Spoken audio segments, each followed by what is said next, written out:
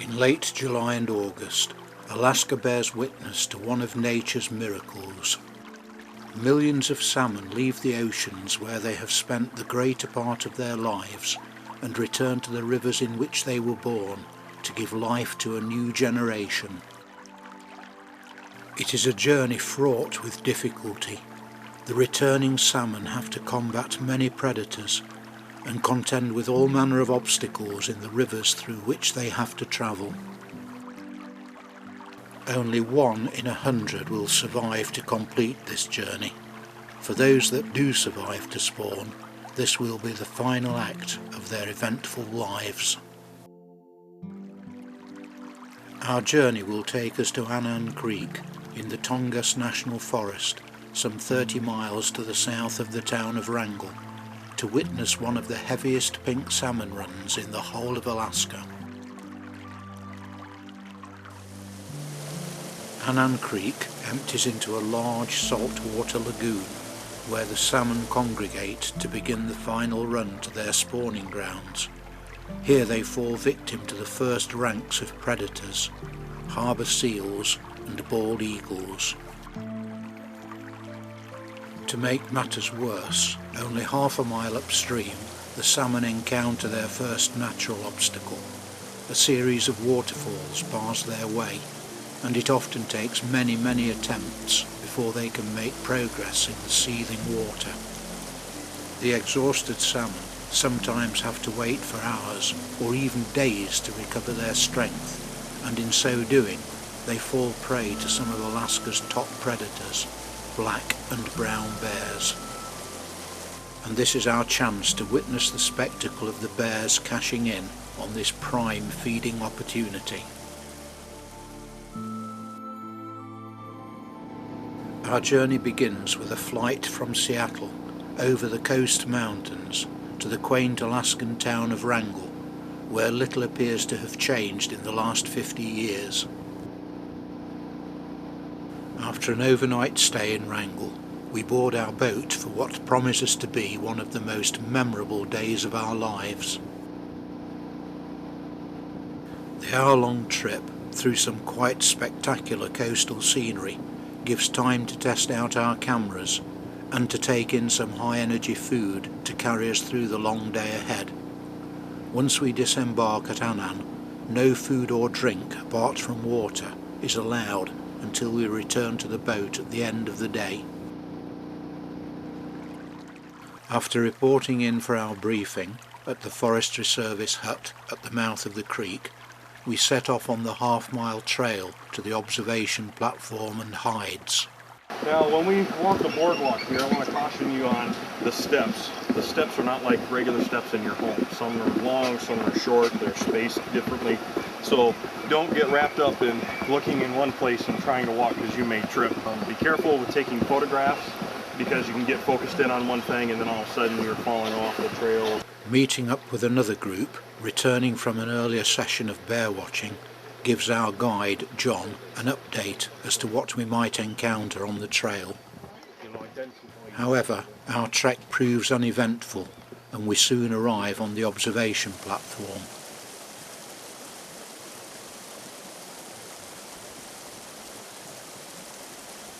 Then out come the big boys' toys for our first bear sighting, which turns out to be a brown bear fishing some 200 metres away downstream.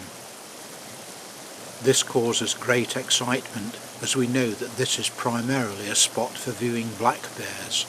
To see a brown bear within a few minutes of arriving on the platform gets the day off to a really good start. Unfortunately, our brown bear reaches the end of his feeding session and soon makes off into the forest. Will we see him again, is the question on all our minds. However, our attention is soon attracted elsewhere, and the scene is set for the day ahead.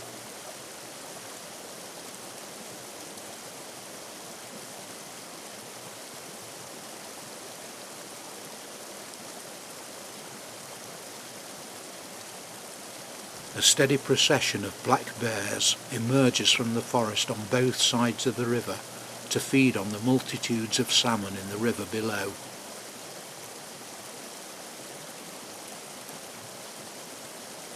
We are all overwhelmed by this.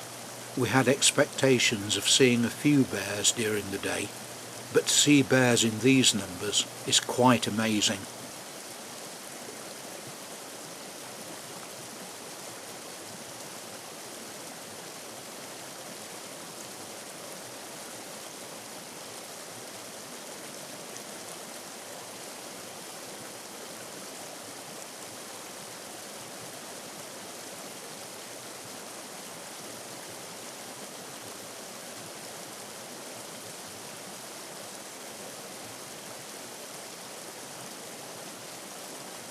We'll call this guy Stumpy. Appearing many times during the morning, Stumpy follows a well-worn route to the river and has little problem catching salmon in his preferred fishing spot before making his way back up the steep bank to his dining table, an old tree stump high above the river.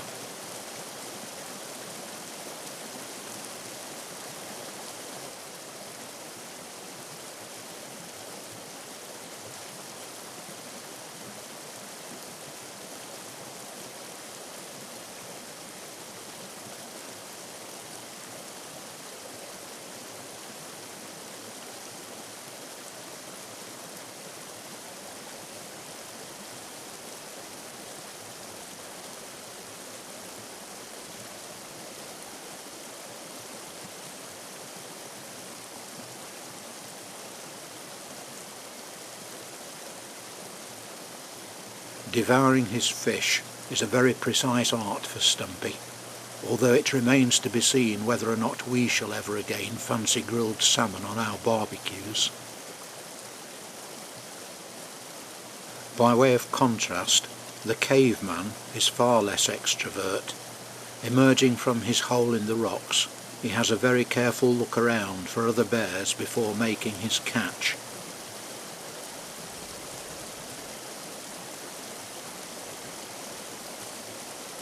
He then scuttles back into his cave to dine in private.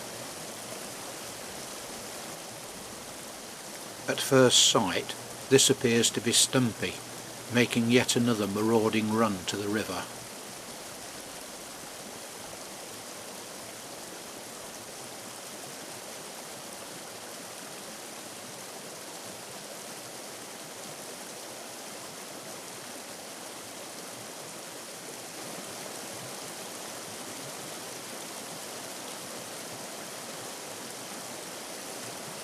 But his fishing style and eating habits confirm that this indeed is a different bear, who we shall call Rocky.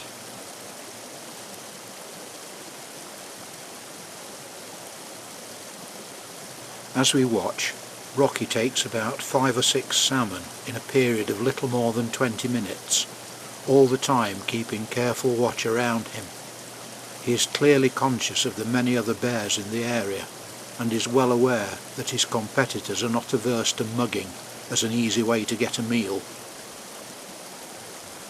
With his super efficient approach to the job, Rocky brings his fish from river to table in about 5 seconds. This brings a whole new dimension to the term freshness and beats Grimsby Fisheries hands down.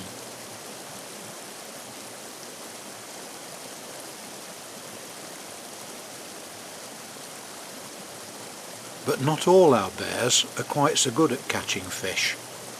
In spite of the vast numbers of salmon in the creek, some bears make very heavy weather of catching them, and a mixture of inexperience and over-optimism makes for some very frustrated bears. How this guy avoids being swept away in the current is beyond belief. Hanging on with one foot whilst making repeated, abortive attempts to catch his lunch looks like a very dodgy business.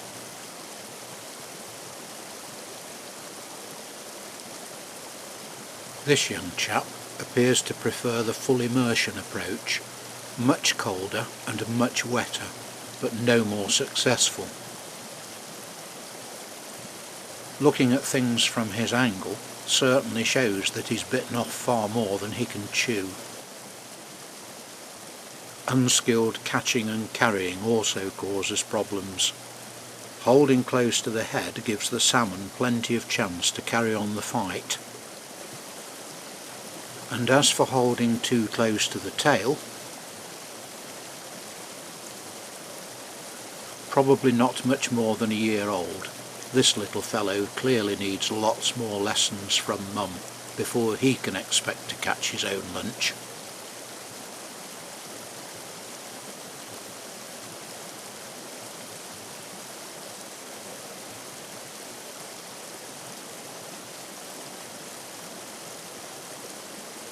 And speaking of optimism, to see how this bear thinks he's going to catch a fish in a torrent like this really stretches imagination to the limit. Midday brings a gap in bear activity and allows us the time to learn a little bit more about the area from John Yeager, our guide, and for having a better look at some of the other wildlife in the area.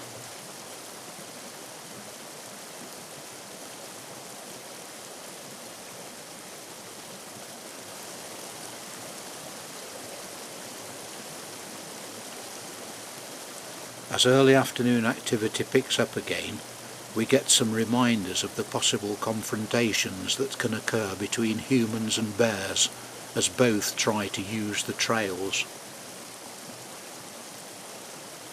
We didn't really need to be told that bears take priority. Some of these guys stand 8 feet tall. They can run at more than 30 miles an hour and can climb trees without difficulty. So giving way to bears is a no-brainer for most of us. This can sometimes mean waiting on the platform for some time until the path clears. Incidentally, the small building seen in this shot is the Anan loo. Needless to say, it doesn't get used very much. Now this is a new character, and obviously one that has been around for a very long time.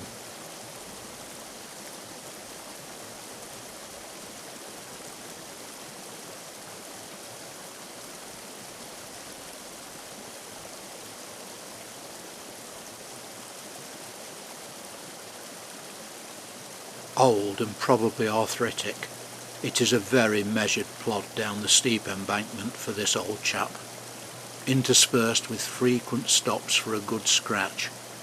Probably sports a good line in fleas, does this old guy. But as Grandpa continues on his way to the river, Steve has spotted yet another new character, this time a bear with attitude who goes by the name of Veronica. We've been warned to be very wary of this old lady, who is known to spoil for a fight with very little provocation, and has more than once been known to attempt to storm the observation platform. Today she appears happy to take station underneath the deck. Meanwhile, Grandpa has made it to the river and shows his experience by giving all the youngsters a fishing lesson.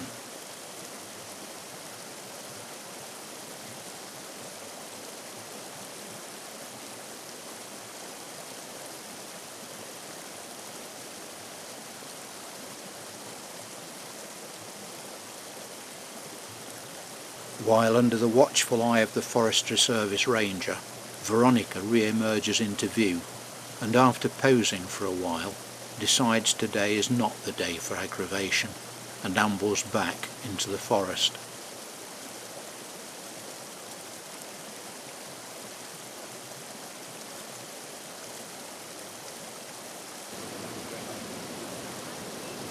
Grandpa's parting shot leaves us in no doubt as to what the old guy thinks of the assembled gallery.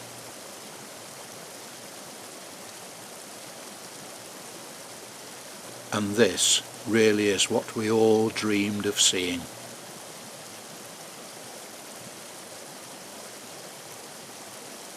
Inevitably, out come the big boys' toys again.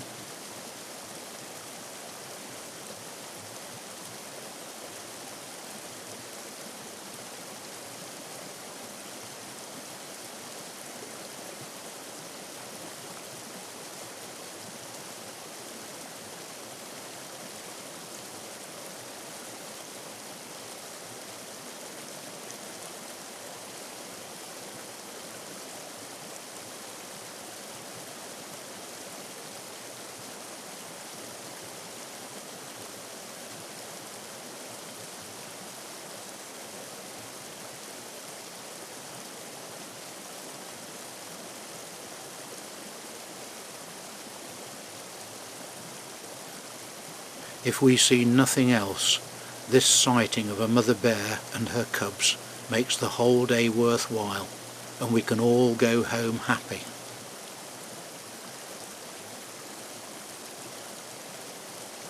But then, as if on cue, as we all prepare to leave the observation platform, we see the brown bear back in his favourite spot downstream, and this time he appears to be settled for a while.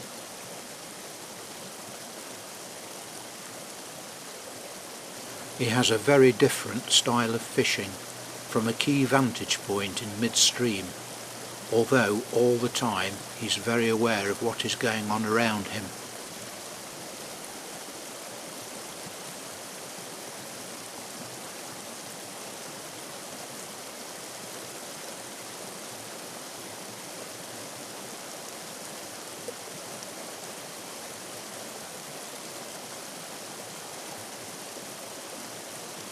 A profile view clearly shows the difference between brown and black bears, the pronounced hump at the shoulders being the distinctive feature of all brown bears. It is not possible to go by colour alone, since black bears come in a range of colours, including various shades of brown. Even at this early stage in the season, this bear is very choosy about the fish he takes. He eats only the most nourishing part of the fish, especially the roe, before discarding the rest for the eagles and other predators. This is very different from the black bears, who eat most, if not all, of the fish they catch. But this bear is clearly distracted, and as he peers downstream we can now see the reason. A black bear is approaching, and there is little doubt as to what will happen.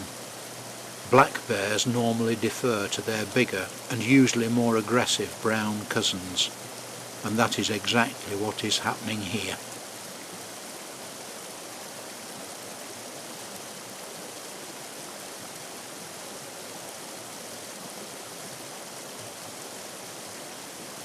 As our brown bear chases the intruder off into the forest, it is time for us to make our way back to the boat. Keeping a lookout for bears, which are likely to be sharing the trail with us, we head off towards the lagoon. We get one last view of the brown bear, back in his favourite spot in the creek, and of a hungry bald eagle foraging for scraps in the shallows.